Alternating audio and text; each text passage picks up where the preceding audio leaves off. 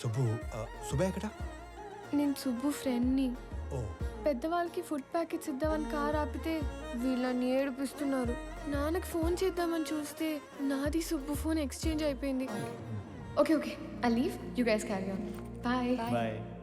ఓ dial list చూస్తే అన్నయ్య అని ఉంది.